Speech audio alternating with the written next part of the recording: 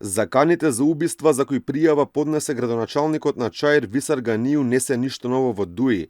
И претходно во оваа партија изборите за локални шефови минувале со пукотници и убиства, вели Залф Изет Меджити, еден од главните меѓу фракционерите кај интегративците.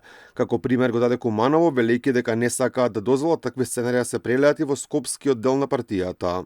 И во минатото, значи, токму за избори во Ограновци, посебно во Огранокот Куманово, во два наврати, значи, имаше пугање, има загинати, има ранети, има луѓе што лежат на затвор или чекаат конечна одлука за тоа. И ако сакат, мислам, тој филм да го гледат, ние нема да паднеме на такви провокации. Меджити се жали дека фракционерите трпат вистински терор од страна на партиското крило предводено од Артан Груби. Не верува дека состојбата би можела да се поправи, бидејќи според него во Дуи главно е самоволието на првиот вице-премиер. Веќе не функционира телата.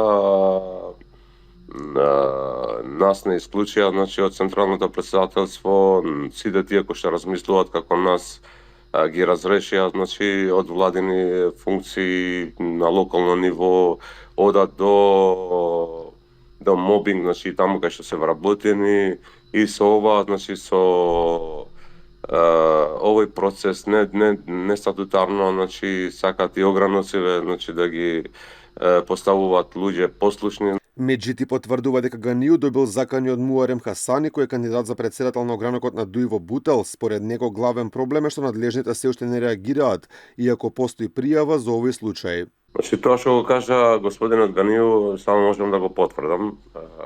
И тоа е пријавено, значи, у МВР. Тоа што не делува ни јавниот обвинител, ни МВР, тоа значи дека правната држава не функционира. Или селектирано функционира само за потребите на тие што се на власт. Хасани пак ги демантира тврдењата на Ганију, бил разочаран, но не и очаен. Според него ова бил обид за валкање на демократските изборни процеси кои се случувале во Дуи.